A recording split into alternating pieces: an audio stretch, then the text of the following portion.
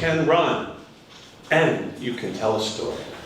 Your stories are always very clear, very engaging, where you took us from kind of the beginning of starting to run through to the biggest accomplishment in finishing the marathon. It was really well structured, really clear, and you sprinkled in some wonderful little moments and humor, whether it's the little old lady that you look and then she ran past you, or finally finishing the 2 kilometers, whew, and then having 1 more kilometer to get back to the hotel. There's wonderful little humorous touches and details. And if I was gonna pick a few ways that I think you could make that story even better, I would say in telling this story, you can build more drama by creating kind of variations in the emotion. You have a pretty constant emotion through the whole story, but you can really build up. I'm gonna go run a marathon, but then you have COVID. I'm not gonna make it. I can't breathe.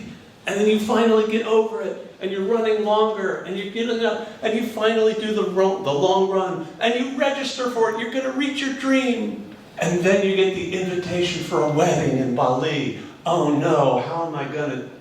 So create that. Your emotions are low. They're building. It gets up, and then down, and then you recover. Try and create that variation more in your stories, and there'll be a lot more punch and energize the audience. I would also say you can build more excitement in your title. I looked at the agenda, Marathon in Amsterdam. Oh, Yaslin is going to tell a story that she ran a marathon in Amsterdam, and then that's exactly what it was. Tease us, create a little mystery. Running back to Amsterdam. Then we're like, what is it about? I'm not quite sure. I'm a little curious. I want to hear it.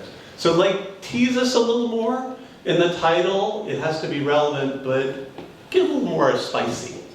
I would also urge you, just something to be conscious of and practice and work on. You have, for 50% of the time, beautiful, energizing, engaging eye contact with all of us. And then you'll kind of blink, like a long blink, and then be looking down, and then talk to the ground a little bit, and then come back to us.